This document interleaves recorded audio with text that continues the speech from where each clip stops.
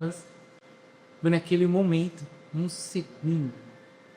Gosto muito que o contexto do Pedro assim, é como 1000 anos, assim, um segundo é como 1000 anos e nós é como se... E naquele momento Deus falou muito no meu coração e eu comecei com meus pais, era jovem, 16 anos, falei, pai, mãe, tenho que contar uma coisa que aconteceu comigo, vocês podem não acreditar, né? Mas Deus falou comigo assim, assim, assado, e eu disse, Esmel, que eu quero ser minha apoio nisso. Meus pais prontamente me apoiaram. E no ano seguinte, com 17 anos, eu fui pro aula da minha estudar. Na minha cabeça eu ia ser pastor, missionário. Eu falei, nossa, vou. E aí eu passei aquele ano orando, pedindo a Deus, estudando, né, morando lá em Atibaia e pedindo a Deus para Ele me mostrar o que Ele queria para minha vida, né? Amém. Então, eis-me aqui, Senhor. E aí, para um amigo, ele já tinha respondido, falou assim: ah, não, para você vai trabalhar com os indígenas. Ah, não, você vai com Marrocos. Não, você vai trabalhar com o pastoreiro, sua igreja local. E todo mundo recebendo a direção de Deus e tal. E eu achei isso maravilhoso e pra mim nada. Aí eu olhei e falei, Senhor, aonde que o Senhor quer me usar? E Deus, com muita sinceridade e amor, ele falou assim: não é aqui que eu quero te usar. Eu quero te usar para sustentar um dos pastores e missionários. Esse era o meu chamado. E aí Deus foi me esquecendo. Dali em diante, eu entendi o que Deus queria para minha vida. E eu fui, de fato, estudar administração. Fui para um outro ramo, né? Terminei a parte de teologia, o primeiro ensino, né? Que tem no curso. E depois, e depois eu fui estudar administração. Fiz administração de empresas. Depois eu fiz a Fundação João Cabral, né? Vamos pós-graduação. E continuei só cuidando. Bom, vou resumir um pouco a história. Eu entro no Itaú de uma forma... Estava em Vila Grossa. Tinha feito mais de 30 entrevistas. Não passava em nenhuma. A ponto de chegar no final de entrevistas, a pessoa gostar de mim e falar assim: mas eu sinto de Deus que não é aqui que você tem que ficar. Vai embora. Assim. Eu, ok. E ia embora. E no dia da entrevista no Itaú, né? Quando eu entrei lá, primeiro que eu entrei lá e eu estava nada acostumado com aquele ambiente. Como o Pedro falou, é um ambiente muito pesado, muito pesado. Apesar de bonito, lindo por fora, né? Você entra lá dentro, você fica deslumbrado. Mas quando você entra lá dentro, você começa a identificar itens de adoração a Mamon de uma forma física. No corredor para onde você vai para Itaú, eu trabalhei no SEIC, que é a, a, a, a sede, né? Então, são 5, trabalharam agora 7 torres, elas são todas interligadas por baixo, né? A torre principal era como uma pirâmide, assim, ó. É uma laje protendida, ou protenada. Quem é engenheiro vai saber o que eu estou falando. É uma laje que ela é única, onde o centro dela é que segura todo o prédio. E embaixo dela, você tem uma deusa lá embaixo. E no caminho onde você vai para a sala dos diretores lá, que eu andei muito naquele lugar, você vê todas as obras de arte, chamam de obras de arte, mas a gente sabe que não é, que são todas as máscaras de guerra, itens de guerra de todos os povos da história da humanidade na Terra. Eles têm de cada planeta, cada um dos impérios. E aí, quando eu comecei a entender o que Deus estava fazendo ali, foi onde eu passei 14 anos na área de investimento. Também conheci outros irmãos caridosos lá dentro, que me ensinaram muito. Na época, quando eu entrei, não era tão difundida a parte de investimentos no Brasil, né? Hoje tem XP, BTG, vários outros, né? Casas de investimentos. Mas eram assim, 5, 6 casas de investimentos. Itaú era uma delas. Então eu pude aprender com pessoas que eram professores, né, doutores do tema, no assunto. E eu pude aprender com eles. E foi um momento de muito aprendizado. Mas durante 10 anos eu me questionei: Senhor, o que eu estou fazendo aqui? Vamos pro texto? E aí depois eu volto para a minha história. Salmos 1, versículo 1 de 1 a 3, tá? Capítulo 1, versículo de 1 a 3. Bem-aventurado é aquele que não anda no conselho dos ímpios, não se detém no caminho dos pecadores, nem se assenta na roda dos escarnecedores. Pelo contrário, o seu prazer está na lei do Senhor, e na sua lei medita de dia e de noite. Ele é como uma árvore plantada junto a uma corrente de águas, que no seu devido tempo dá o seu fruto. E cuja folhagem não murcha, e tudo o que ele faz será bem sucedido. Amém? Amém. Bom, a primeira coisa que eu gostaria de falar com vocês, meus queridos irmãos, é o bem-aventurado aquele que não anda no conselho dos ímpios. Quando a gente está com algum problema, né? Quando a gente quer dar uma mensagem muito importante, né? Os judeus têm tudo isso, é a premissa, e a gente aprende isso com a vida, né? O quanto que a premissa é importante na nossa vida cristã. A gente está vendo aqui a premissa de Salmos. É o primeiro capítulo, como ele começa. E quando a gente fala sobre finanças, né, investimentos ou qualquer outro assunto, eu não sei vocês, mas a gente tem uma dificuldade muito grande em encontrar referências nesses assuntos. Quando a gente fala de vida cristã e financeira. Os mais conhecidos, e a gente tem aí, posso falar vários canais do YouTube, vai? A gente tem outros canais falando sobre Imoke, por exemplo. Tem milhões e milhões e milhões de seguidores. Alguns até já se batizaram. Mas, minha gente, vamos olhar no detalhe. A vida dessas pessoas pública, ela não é referência para o cristão. E eu estou falando aqui de pessoas que simplesmente são influenciadores, formadores de opinião, que estão formando opinião de gente crente, filho de Deus. Então, num primeiro momento e é o primeiro conselho, é bem-aventurado aquele que não anda no conselho dos ímpios. Aqui nós estamos ouvindo quando a gente fala sobre finanças. Poxa, Jamê trouxe aqui um livro maravilhoso, não ia ainda, mas de tudo que eu conversei com ele, eu falei, uau, eu fiquei com sede de ler. Eu falei, a gente tem conteúdo deles, basta da gente buscar, e a gente querer ir atrás disso. Mas quando a gente fala mais do que isso, né, a gente pode olhar 3 tipos de pessoas aqui, porque no texto ele fala, bem-aventurados os que não andam no conselho dos ímpios, beleza? Não se detém no caminho dos pecadores e nem se assenta na roda dos escarnecedores. Uma vez eu ouvi uma definição muito legal sobre a diferença do ignorante, do burro e do tolo. Vocês já ouviram falar? Ignorante todos nós somos, em algum assunto. Eu não sei determinado assunto, né? Eu sei aqui falar de algumas coisas sobre investimentos, aprendi bastante sobre isso e tal. Mas se você perguntar sobre mecânica de carro, eu sei até a primeira página de carro não parar, né? Trocar um pneu, alguma coisa assim, ainda vai. Mas depois de um tempo, cara, tem gente que sabe muito mais. Se como Pedro sabe do Flamengo, não sei nada do Flamengo. Perguntar um goleiro, não sei. Perdeu nada não. Perdeu nada não. Perdi nada não. Bota fogo nesse coração, meu. Já a pessoa que pula, ela assim, é uma pessoa que ela não sabe de alguma coisa e ela sabe que ela não sabe. E ela não quer saber. Entendeu? É aquela pessoa que despreza o conhecimento. Ela sabe que não sabe determinado assunto que deveria saber e não vai atrás. Entende? Já o tolo, que é muitas vezes na Bíblia a gente vê como um zombador, que é como está aqui, é além da pessoa não querer saber, ela zombar. E ela tira sarro de alguém que sabe sobre aquele assunto. Esse sim é o detestável. E aí, como o Pedro disse, né?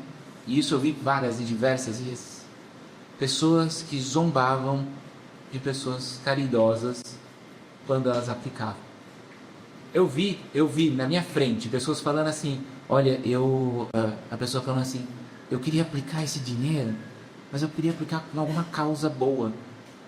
E aí, a pessoa que era o assessor ludibriava claramente a outra pessoa. Não, a gente vai colocar um lugar lindo, maravilhoso aqui, olha, o Lompones aqui dessa história, olha, coisa linda. E nada disso. A hora que eu, depois que aplicava dinheiro de uma vida, aí que era assim, dinheiro que a pessoa passou a vida juntando. Ele falava assim, yes! Pegamos mais um. Agora esse dinheiro é meu. Agora eu faço o que eu quiser. Ele me deu, assinou aqui, ele me delegou tudo que eu posso fazer com esse dinheiro.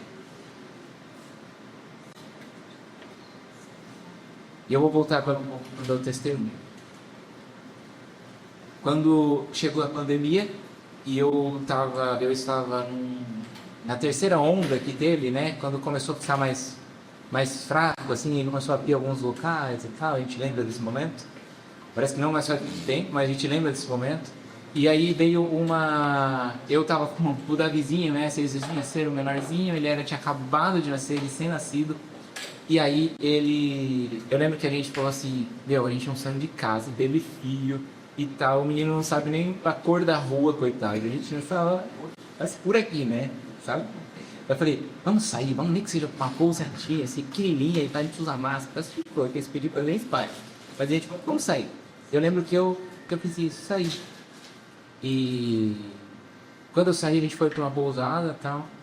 Chegou na pousada e eu olhei lá, eu ia no café da manhã, de passar 3 dias só, eu ia no café da manhã, pegava o café da manhã e levava para as crianças que estavam indo dormindo, para eu acordar mais tranquilo. Num desses dias eu recebi uma mensagem de um irmão que estava passando uma necessidade. Missionário, filho de Deus, dedicado na vida cristã. Ele estava passando necessidade. Mas eu recebo a mensagem como um vídeo pedindo apoio, mas essa pessoa fala assim, eu não entendo que a gente está passando por um momento de pandemia, mas depois desse ano todo, muitos das pessoas que nos sustentam, deixaram para sustentar. E acontece que aí eu não estou conseguindo comprar o gás. Eu lembro dessa frase, isso entrou em mim, mas entrou como uma flecha, porque eu falei, no momento da pandemia, eu não perdi não tive um decréscimo no meu salário, eu não perdi uma empresa, eu fui trabalhar em casa, eu recebi bolsa para ficar em casa, olha só. Enquanto irmãos missionários estão passando necessidade.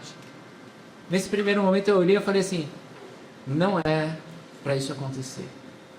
Se tem alguém que não deveria ter que parar para pedir dinheiro, é alguém que está dedicando a sua vida para o próximo. Primeira coisa que veio na minha mente, não deveria. Segundo pensamento meu naquele momento, era para eu estar lá. Deus me chamou, eu estou gastando meu tempo aqui, seu chamado, por que eu estou aqui? E não estava entendendo nada naquele momento na minha cabeça. Terceiro, eu sou igreja, é nossa responsabilidade. Irmãos, é nossa responsabilidade. Eu vou falar de um irmão que trabalhou durante 23 anos na Índia.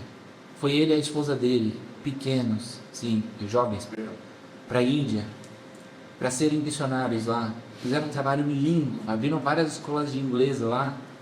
Lindo, trabalho lindo. Converteram muitas pessoas, muitos que estavam à margem da sociedade, eles trouxeram para o Senhor. Famílias inteiras sendo convertidas.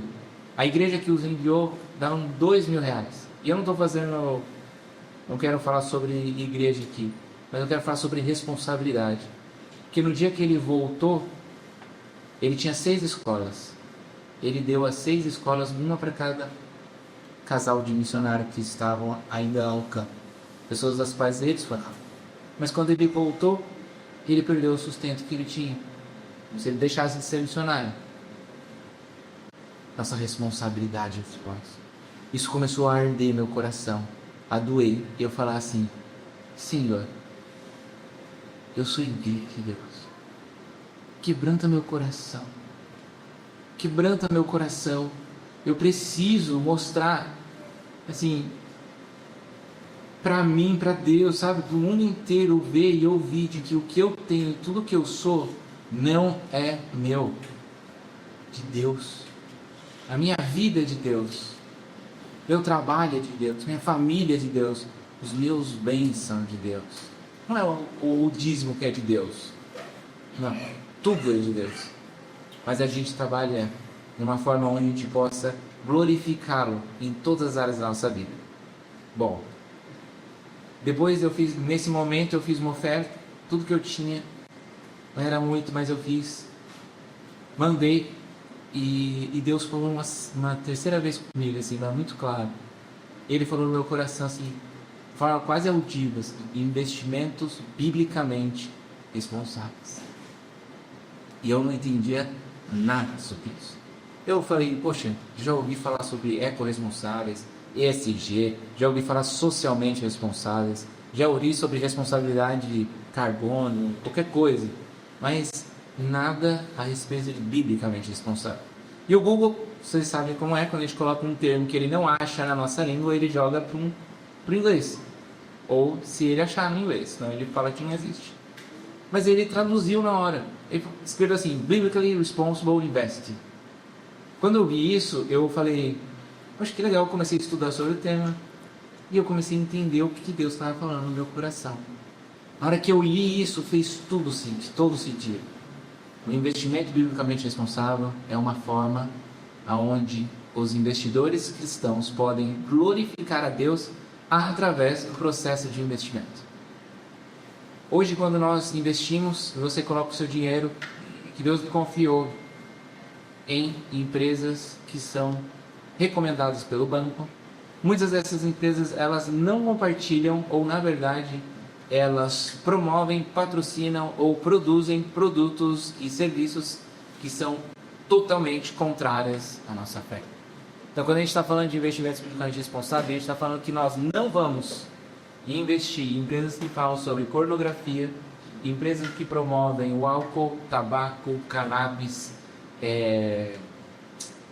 aborto, né? E governos que são ditatoriais. Nós não entramos nisso. Nós, como cristãos, não devemos colocar o nosso dinheiro e apostas para a gente. Esse é o sétimo, são 7 lentes, que a gente chama de lentes de responsabilidade. Nosso dinheiro não deve entrar nas lentes de responsabilidade. Você pode estar se perguntando aqui, mas o que eu faço? Como que eu faço a partir de agora? Né? Eu vou ainda dar mais um passo. E aí a gente vai para a solução. Lentes de responsabilidade. Eu não vou investir em empresas que financiam aborto. Ah, mas eu não tenho nenhuma empresa que financia o aborto. Se você investe em um fundo de investimento, ou multifundo plus, por exemplo, um fundo super vendido do Itaú, ele compra em sua grande maioria um índice chamado S&P 500. S&P 500. Esse S&P 500, ele é um fundo que ele tem as 500 maiores empresas dos Estados Unidos, como se fosse o Ibovespa nosso, sabe? A gente já ouviu lá? O Ibovespa subiu, desceu? Um índice de uma composição de empresas. Todas essas empresas, você vai ter dentro delas, né? Metade delas apoiam o aborto. Vocês sabem disso. Ou por patrocínio, ou por produção, ou por promoção. Vou dar um exemplo. A Adobe é uma empresa que é muito grande, muito negociada no mundo, tá? Essa empresa, ela patrocina todo o processo de aborto de suas funcionárias. Então, quando a mulher quer abortar, eles pagam a ida, a volta, a estadia e a execução do aborto. Cada aborto custa por volta de $800, o mais pequenininho.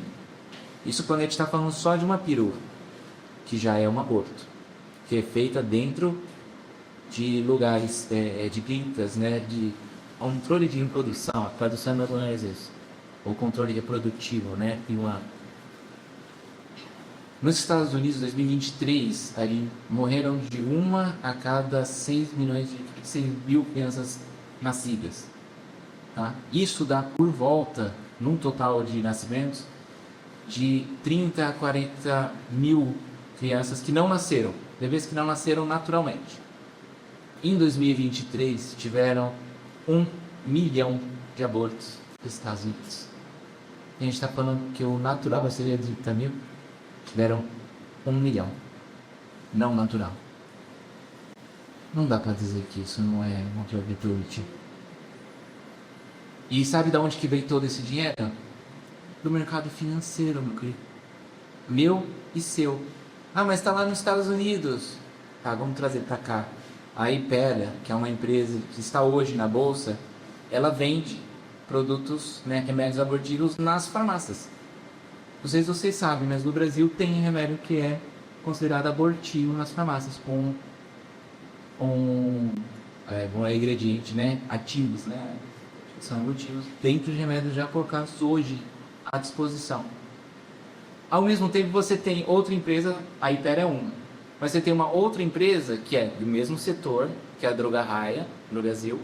Ela não tem esses remédios abortivos no seu portfólio, né? E ela, de fato, está rendendo tão bem ou até mais do que a Hypera.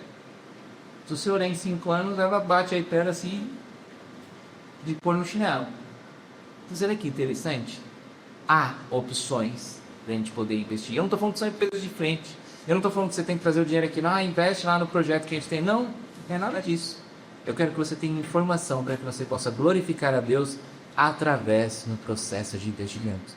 Mas principalmente, que Deus toque no seu coração, para que jamais, nenhum centavo possa ser dedicado a nenhuma empresa que hoje está sendo atuada, né? Estão atuando em produção, promoção ou patrocínio de coisas que são contrárias. E olha que eu nem vou falar as outras, né? Posso ficar aqui a tarde toda falando sobre a pornografia. Puxa vida, gente. Como saber certeza da pornografia? Hoje a gente tem um projeto chamado Tent Makers, que é uma empresa, a empresa que eu abri, eu vou contar um pouco mais para o testemunho, que a gente disponibiliza uma análise de uma empresa de pesquisa, que é uma empresa de pesquisa de investimentos. A gente disponibiliza essa análise para investidores cristãos. Na verdade, não é só investidores, para qualquer cristão maduro, tá? Para cristãos maduros que queiram glorificar a Deus através do processo de investimento, independente do valor. Às vezes a gente fala assim, eu tenho 100 reais lá investido. 100 reais é nada. Eu tenho 1.000 reais lá, ou às vezes você pode até pensar, eu tenho 10 mil reais, mas deixa 10 mil na poupança, né? Deixa lá, parado. Não, jamais vamos colocar intencionalidade em nossos investimentos. Voltando para o meu testemunho, depois que Deus falou investimentos biblicamente responsáveis, eu vi que havia um mercado nos Estados Unidos, mais de 40 anos de investimentos biblicamente responsáveis, que tinham empresas com mais de bilhões e bilhões de recursos sobre administração já, de investidores cristãos. Olha que legal. Igrejas. Que igreja? Toda igreja tem um valor que fica guardado, certo? Um fluxo de caixa. Esse valor tem que ser investido de forma biblicamente responsável. Eu vou 3 meses depois, não lembro a quantidade de dias assim, mas eu recebo uma proposta para ir para os Estados Unidos. Chega na minha caixa de mensagem: olha, a gente vai abrir a gente precisa de alguém para abrir uma área aqui de canais de inscrição no seu nome. Eu falei, legal. Aí eu tava na sala, assim, no corredor onde eu trabalhava, e falei pra Lorena: amor, se você for para os Estados Unidos, você vai comigo? Ela: eu vou para onde você for. Mal sabia ela. E uma semana eu já tava tirando visto já. Assim, eu passei assim, na maga. Foi um negócio. Deus pegou e colocou lá. Aí quando eu fui pra lá, cheguei lá, criei a área, aprendi inglês de uma forma correta. Meu inglês antes era terrível. Digo que eu nem sabia falar inglês. Melhor. Mas um rosto para quem sabia. Mas aí eu aprendi inglês de fato lá, entendi como é que funcionava, fiz várias palestras lá, para o tio do banco.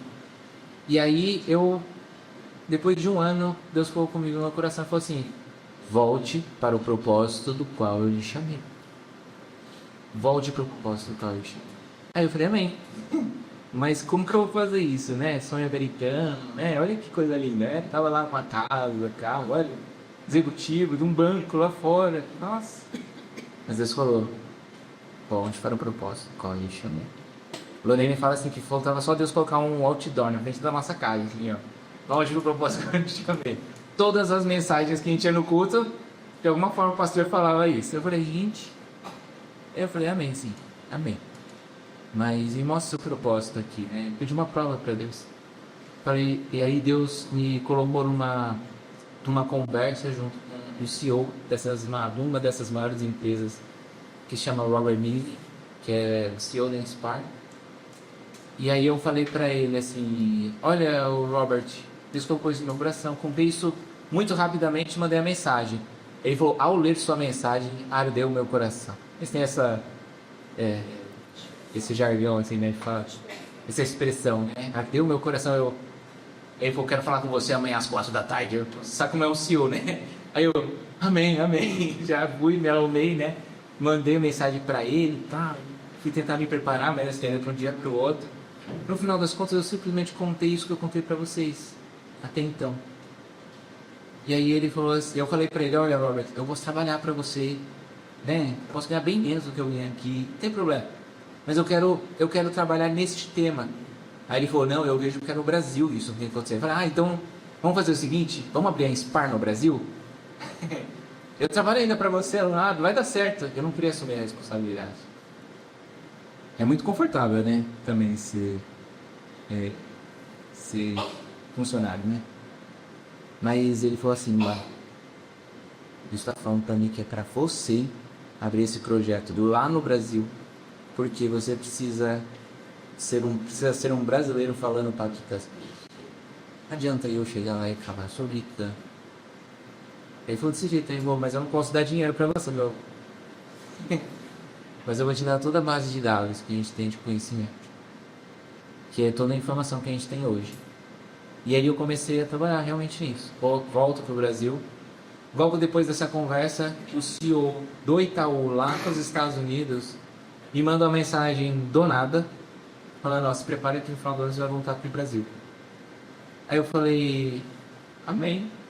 Falei, nossa, Deus, por que aconteceu isso, né? Aconteceu tão rápido. Por quê? Eles pagaram toda a minha volta, isso tudo foi super importante. E quando eu cheguei no Brasil, eu fui muito sincero com uma das pessoas, com a minha liderança. Falei, gente, eu quero abrir uma empresa de pesquisa, não vai concorrer com vocês, não sei o quê. Mas aí eles falaram assim, olha, se você quiser, a gente vai embora. Aí você pode se dedicar à pesquisa e tal. Falei, amém. E assim aconteceu. E aí fui mandar fora, recebi meus direitos, olha aqui, ó, Deus faz tudo perfeito. Pega esse dinheiro e abre o projeto Trendmakers. A Trendmakers nasce no sentido da gente conectar pessoas que queiram glorificar a Deus através do processo. E como que isso acontece? Através das 3 lentes. A primeira são as lentes de responsabilidades que eu já expliquei aqui. Não vamos aplicar nelas. A segunda são as lentes de excelência. As lentes de excelência são coisas que a empresa faz para que ela seja mais rentável, para que ela tenha responsabilidade para com o meio ambiente, com seus funcionários e com a sociedade. Então ali você consegue ter empresas que a gente dá um score para essa empresa, que é o IBR Score, que é a Vigilante Ambiental Responsável Score. Ele é um índice que vai de menos 100 a mais 100. Nesse índice você consegue saber quais são as melhores empresas, seja de gestão, em todos os seus aspectos, como também as piores empresas, das quais você não vai se associar. Porém, isso gera uma mudança no mercado muito grande, porque às vezes uma empresa está entrando em alguns problemas contrários à nossa fé, simplesmente porque ela não viu dificuldade com a cultura do woke, ou ela não viu nenhuma dificuldade nesse outro sentido. E ela acaba entrando nesse mundo.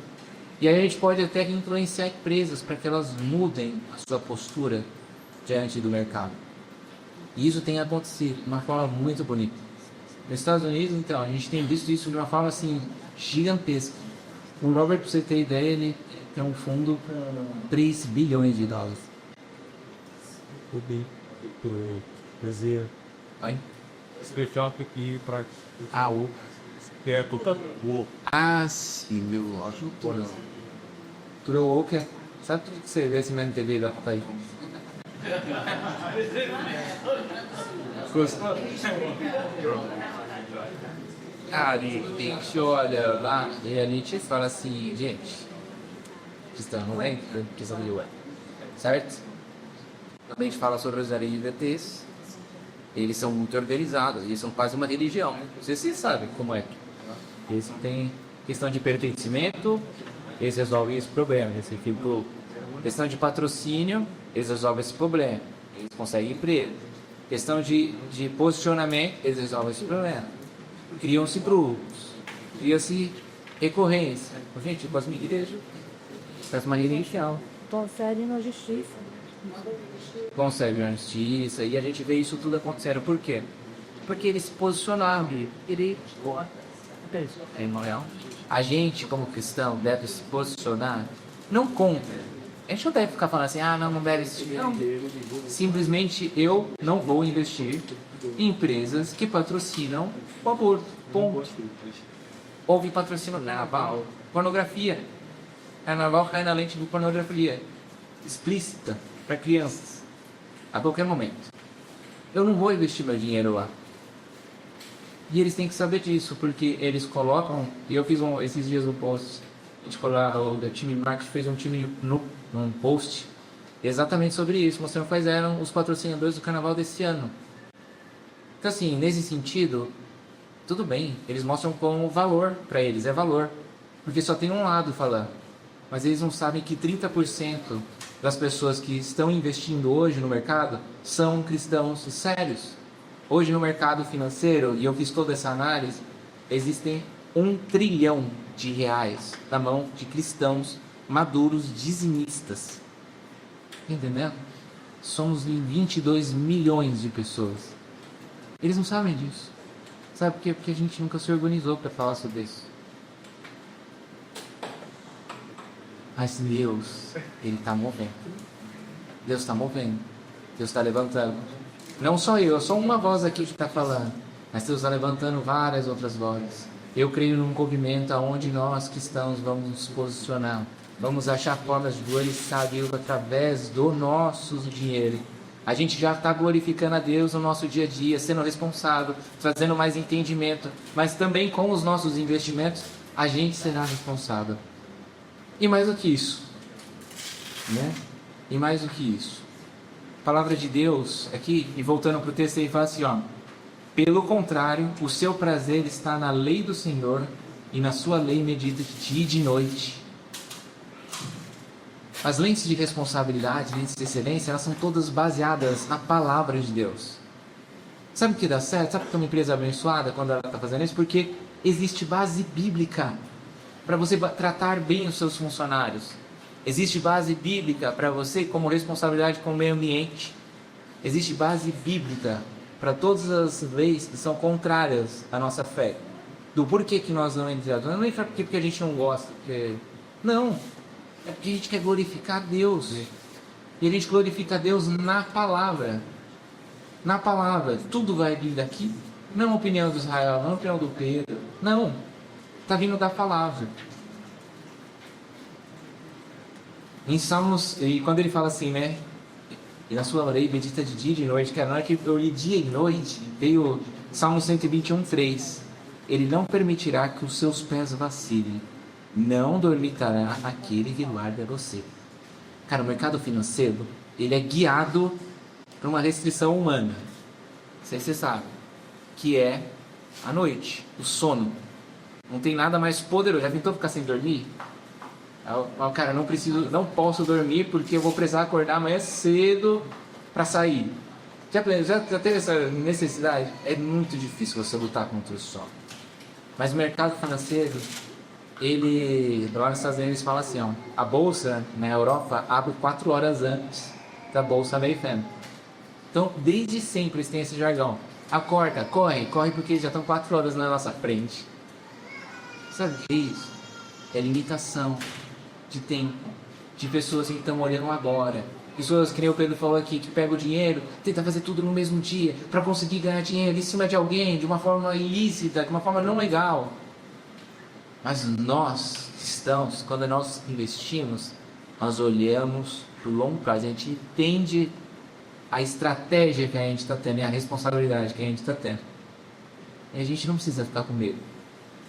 Porque quem guarda, ele não dorme. Ele não dorme. E o problema do dinheiro, como a gente sabe, que está em 1 Timóteo 6,10, né? É o amor ao dinheiro, né? Ele é a raiz de todos os males. E nessa cobiça, alguns se desviaram da fé e se transpassaram a si mesmos com muitas dores. Você sabe, eu fico pensando nesse sentido de que essa palavra é muito pesada, né? Que nem eu estou falando de pessoas que não conheciam Jesus. E das pessoas que conheciam Jesus. Eu falei desse mercado, são 22 milhões de pessoas, tem 1 trilhão de dinheiro hoje na bolsa. E quando eu vejo pastores missionários passando dificuldade, falo assim, Deus está retendo dinheiro. Deus não está. Deus está dando para o seu corpo. O que está faltando é a responsabilidade de saber aonde nós estamos investindo e mais do que isso, com qual intencionalidade nós estamos dando para o nosso dinheiro. Dinheiro que não é nosso. Agora eu falei daquelas 10 vezes, já é nosso, meu, né? Não é. O dinheiro que Deus nos deu para administrá-los, que é dele. E aí a gente entra para a terceira lente, que é as lentes de impacto eterno. Uma vez que uma pessoa cria sua carteira de investimento, para ela se tornar uma carteira de investimento que não fere nossos princípios, é uma carteira que ela é simplesmente uma carteira de investimento. Boa, ok. Mas ela, para se tornar uma carteira de investimento biblicamente responsável, ela precisa ativar lentes de impacto eterno. E o que seria? Lentes de impacto eterno são crianças alimentadas, são Bíblias aos refugiados, aos perseguidos, é formação de ministros, é evangelho anunciado, são coisas que vão gerar impacto eterno na vida das pessoas. E como que a gente ativa impacto eterno? Abençoando ministérios sérios. E aí a gente faz uma parte da nossa rentabilidade, da nossa carteira, a gente dedica para a criação da carteira de investimento ministerial, onde a gente escolhe ministérios sérios, dos quais eu posso acompanhar e orar, mas também com a minha carteira suportá-los de forma consistente, real. Quando você faz uma carteira de investimento, ela é pessoal, certo? E temporal.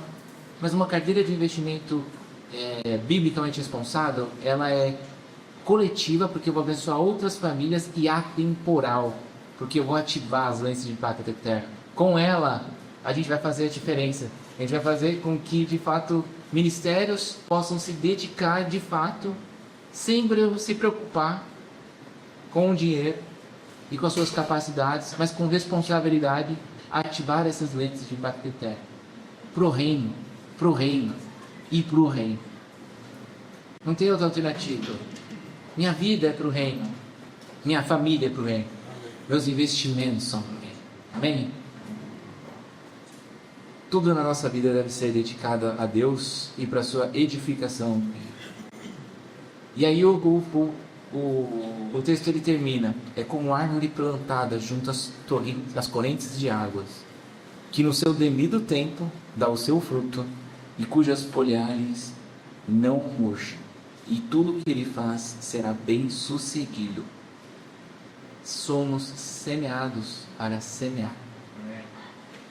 2 Coríntios 9:10 diz assim: aquele que supre a semente ao que semeia, e pão ao que põe, também lhe suprirá e aumentará a semente, e fará crescer frutos de justiça. O que eu estou chamando aqui de frutos de impacto eterno, que é para isso. É Deus que está dando a farinha, é Deus que está abençoando o trabalhador que trabalha, e é Deus que vai abençoar os ministérios que vão gerar frutos de impacto eterno. A aplicação desse texto total é biblicamente. Nesse sentido, eu vejo que, né, quando eu faço um paralelo, né, ao ler que é árvore plantada junto, né, às correntes de água, eu lembro de um texto em Ezequiel 47:12, né, que ele fala sobre as águas vindas do trono de Deus, né, uma visão profética, aonde as árvores, depois ele fala assim que haveriam árvores de todos os tipos que eram plantadas à beira dessa. Olha que interessante, né? ela era plantada, ela era colocada. Então assim, tipo, não foi algo natural, foi plantada, foi posta ali, ó, estrategicamente perto do rio que flui do trono de Deus. Esse rio fazia com que essas árvores cresciam fortes, grandes, vistosas. É legal o meu texto que Ezequiel ele vai levando a imaginar. E aí, Uma visão que ele lia. E aí é legal que ele fala assim, que essas árvores, as suas folhas, seus frutos serviriam de alimento e suas folhas de remédio. Você está entendendo? Está conectado aqui comigo, me acompanhando? Sabe? Intencionalidade. Intencionalidade. Aqui em Salmo está falando, essa pessoa é como árvore plantada junto a esse rio. Seus frutos, suas folhas servem para isso, para abençoar, para dar intencionalidade no que a gente quer. Sabe, uma das coisas que eu peço a Deus, de verdade, é para que eu não seja bem-sucedido fora da bondade dele. Meu irmão, seu coração. Se Deus não toca seu coração nisso, meu irmão. A gente quer ser bem-sucedido a qualquer custo. A qualquer custo. Eu não quero ser bem-sucedido em algo que não seja o centro da vontade de Deus.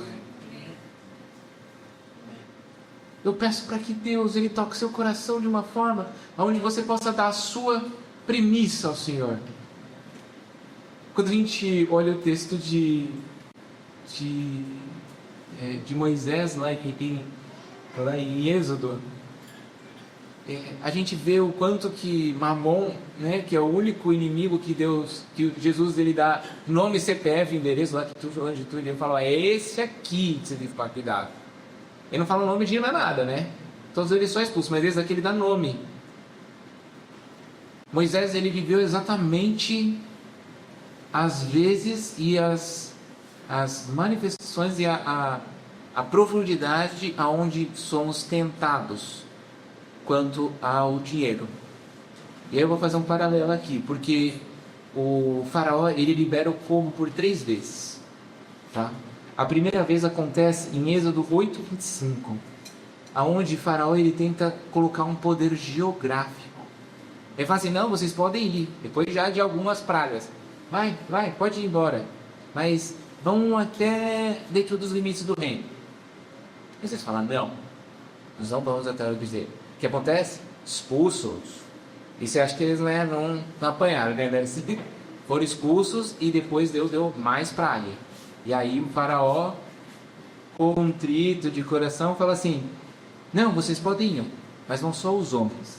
Ele tenta trazer um poder sobre a família. Então primeiro, a gente fala assim, né? Pensa comigo. Poxa, eu vou começar um ministério, eu vou fazer alguma coisa para Deus e tal.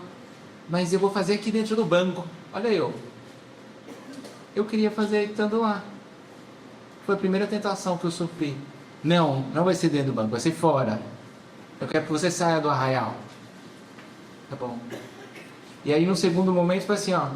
O poder sobre a família. O homem, ele faz a iniciativa. Ele inicia coisas. E a mulher, ela dá o crescimento. Minha esposa, se não fosse por ela, eu estaria lá nos Estados Unidos. Sinceramente, abrindo o coração, a piscina estava quentinha, sabe? Sabe quando eu falo assim, pula aqui que tá quentinho. Estava bom, confortável. Mas Deus falou assim, eu quero te usar aqui. E ela foi a pessoa que pegou na minha mão e me levou. E a gente caminhou junto. O diabo tentou a família, mas nós vencemos. E o terceiro foi... E aí, quando Moisés chega para Faraó, ele fala assim, tá bom, vocês podem ir, vai vocês, vai suas mulheres, vai seus filhos, mas os seus bens ficam. A gente podia até falar assim, não, eu vou e não vou receber nada, tá bom? Fica com tudo aí, vamos embora, vamos começar, Deus vai prover. Sabe qual que foi a mensagem que Moisés deu? Nem uma unha ficar. Iremos, nós homens, nossas mulheres, nossos filhos, nosso gado, nossos bens, e nenhuma unha, nenhum casco, ele vai dizer, né, ficará no Egito. E a gente sabe da história que eles foram muito mais do que isso. Eles foram abençoados, eles receberam muito mais os espólios e ouro, e o pessoal do Egito falava, vai embora, a gente não quer mais vocês aqui. Deus, ele abençoou de uma forma poderosa. Por quê? Por causa da premissa. E quando a gente fala sobre Mamon, ele faz exatamente isso. Vai só, não vai tão longe. O Senhor é o meu pastor e nada que faltará. Mamon fala assim, sem mim, você não pode ir nada. Ele me faz repousar em pastos verdejantes. Mamon fala assim, ó, você já viu como que é o... Qual que é o bairro?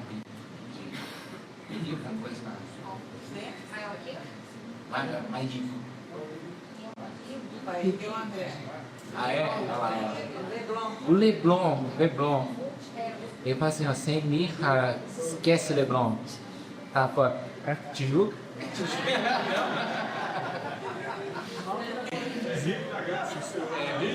Boa, vocês. Alto da Boa Vista. Sem mim, jamais você pode pensar nisso. Uma visão territorial. Sem mim, você não vai colocar dinheiro na sua casa. Porque bem que mim, a mão fala isso. Alma do Senhor. E nele eu descanso em pastos verdejantes. Deus está me falando muito com o meu coração aqui. Eu vou contar um testemunho sobre premissa.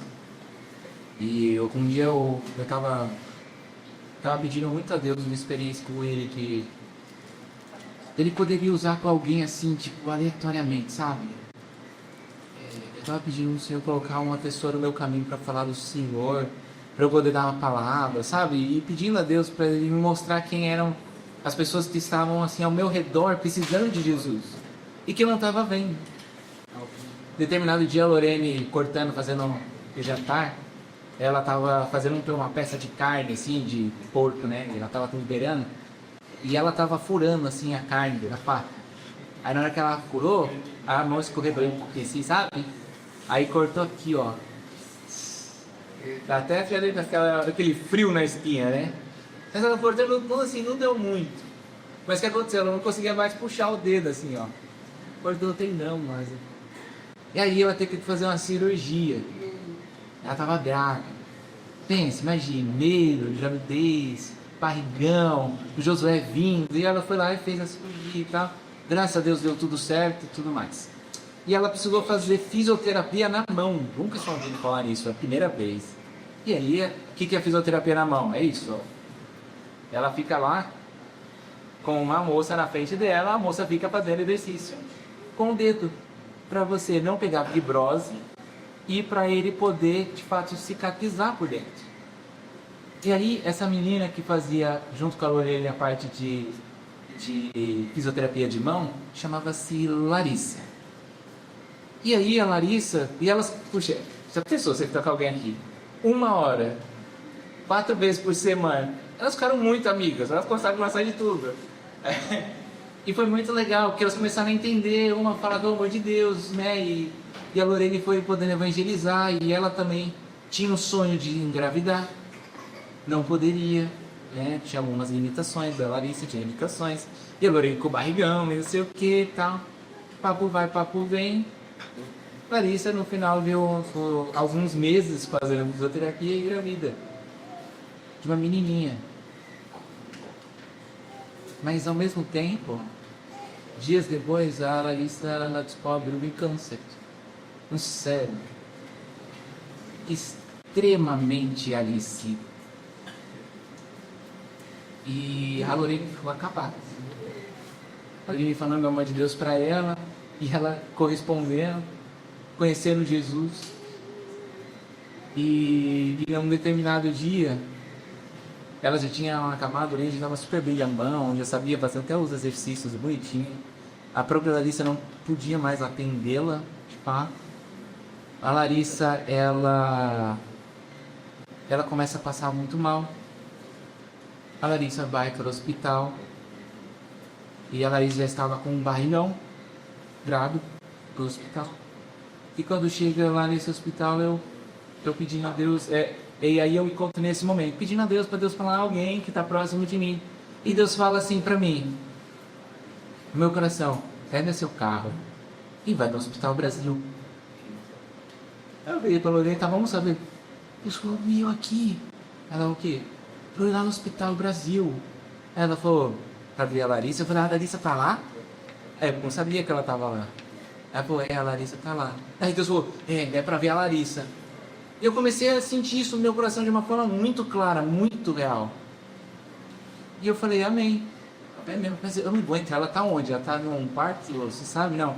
Ela tá na UTI intensiva, dentro de uma salinha lá na parte mais...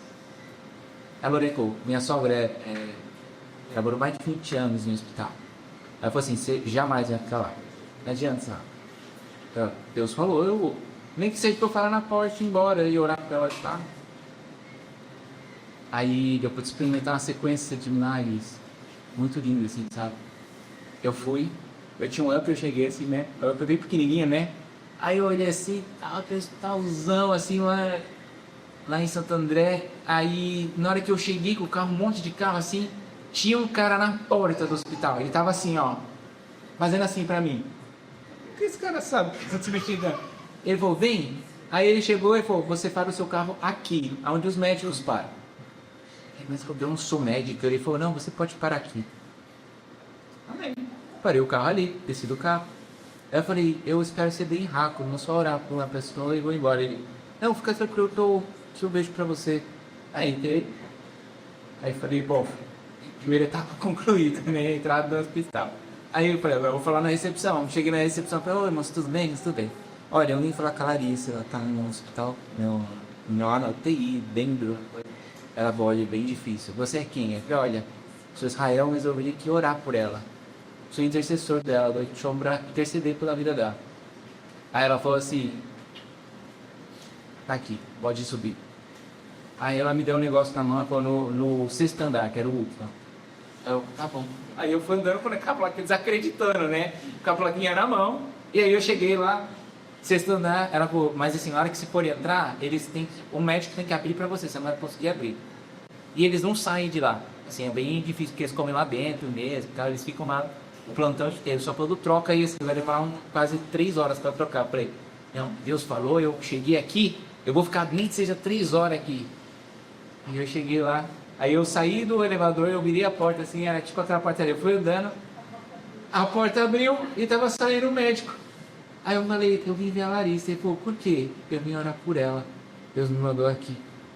Ah, médico, pode entrar. Ela tá lá naquela cena, você vai vir aqui, vai pra aqui, ela vai falar.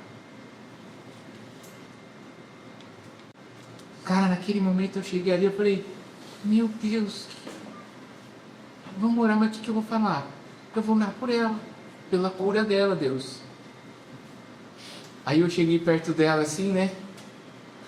Era um quartinho fechado, porque ela estava grávida, né? E estava apagado porque ela estava dormindo. Aí eu falei, oi Larissa, tudo bem? Tá. Aí a Larissa, nada. Larissa. Aí ela, nada. Larissa, nada, não acordava de jeito nenhum. Ela não acordava, eu falei, Larissa, vamos louvar o Senhor, cantar, ela, nada. Foi engraçado que eu queria entrar nela, ela não acordava. Aí Deus falou assim, coloca a mão na cabeça dela. Aí eu fui fazer assim, ó. Aí eu fui pôr a mão, ela, pá, abriu o olho. Oi, Israel. Oi, fulano, tudo bem? Você me mandou aqui pra orar com você. Naquele momento Deus me deu uma palavra muito específica. Aquela menina lá estava com um desespero gigantesco. Porque aquele câncer era muito agressivo. Não tinha mais como. Era só um milagre, Senhor. Sabe o que ela falou? Eu falei assim, Deus queria me falar. E aí eu estava pegando o livro no meu coração. Vamos orar por você e pela sua filha? Vamos orar. Ela vai ser uma missionária. Aquela mulher, naquele momento tão pesado, tão difícil, estava entregando a sua premissa, que era o teu filho. A gente orou, falei, olha, essa pequena vai ser uma missionária do Senhor. Eu vim aqui para orar e a gente orou, entregou ela, aquela criancinha, para o Senhor. A gente saiu de lá e ela ficou muito, muito, muito feliz. Aí a Annalise saiu, depois de alguns dias no hospital. A filhinha nasceu. E depois de algum tempo a Clarissa faleceu. Eu penso até hoje, compromisso da premissa da Larissa. Tem gente que se joga de um prédio com a conta cheia de dinheiro, mas não dá esse dinheiro para ninguém. Não dá a premissa. É capaz de acabar com a própria vida. Mas Mamon é tão forte com esse cara que ele se mata, mas ele não entrega a premissa. A Larissa entendeu o que isso deve. Sabe, não vou pedir se levantar nem nada, mas eu queria que eles fizessem uma oração e entrega.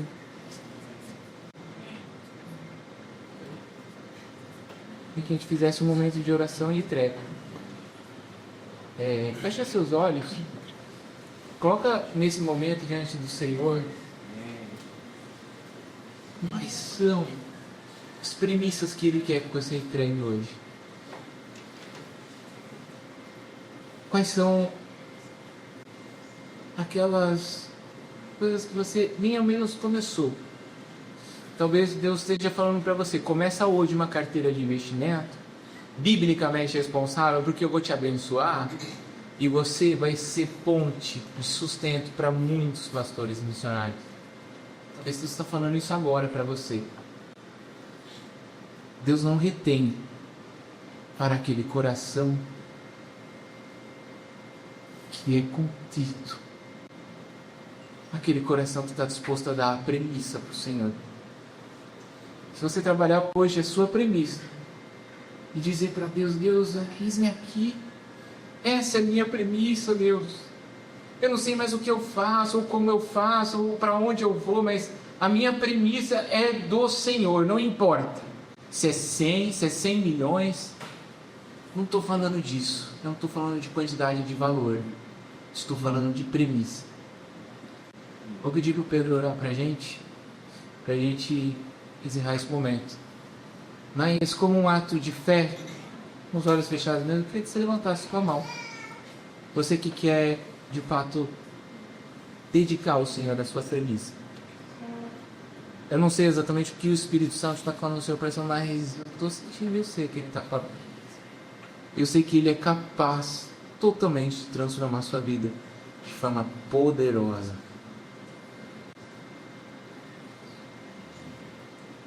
E Jesus, obrigado pelo teu amor. A única coisa que vem no meu coração é quando o Paulo escreve dizendo a profundidade da riqueza, tanto da sabedoria quanto do conhecimento de Deus. Quando são dados os teus juízos e inescrutáveis os teus caminhos. Quem conheceu a mente do Senhor? Quem primeiro deu para Ele, para depois receber? Porque dele, por Ele e por meio dele são todas as coisas. E quando eu escuto aqui o Israel falando, Senhor, eu sei que Tu quer nos alertar, Senhor, para aquilo que o Senhor nos dá, para que possamos ser bons bordãos. Saber o que fazer, como fazer, aonde, Senhor, colocar isso. E algumas vezes lembro da minha esposa falando, será que isso é para a gente?